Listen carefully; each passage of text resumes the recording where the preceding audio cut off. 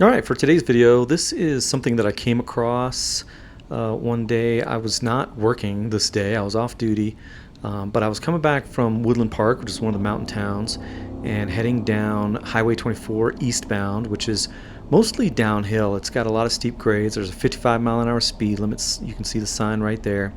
And then all of a sudden I come across this guy that is almost half blocking the left lane and just really not in a good spot. And blocking the left lane on a high-speed road at night with just your four-way flashers on, it's just a matter of time before these guys get hit or cause an accident. And you can see other vehicles, they can barely squeeze by, but like a truck, an 18-wheeler or something would not be able to squeeze by here, which is going to cause a problem. So I get out and make contact with these guys, and basically they came across a deer that had been hit by a car. And it looks like they had been out hunting maybe, but, unfruitfully. And so I think they saw this deer and just said, hey, let's grab it.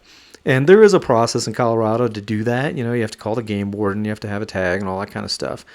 But yeah, these guys just, pulled over and started trying to load up this deer. And I think when I showed up, they were like, uh-oh.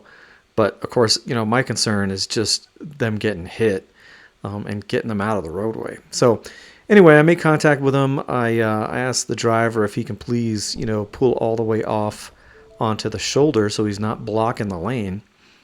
And then I get back in my own vehicle once he moves and also move completely onto the shoulder.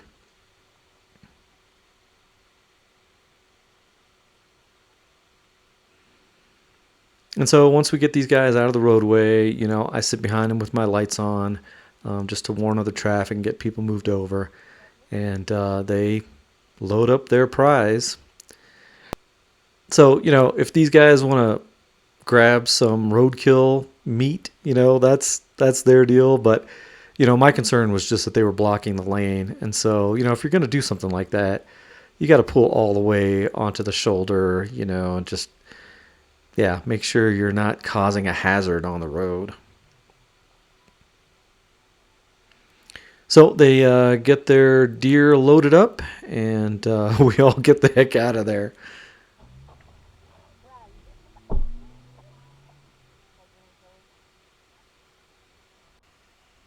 right, well, hope you enjoyed it, and thanks for watching.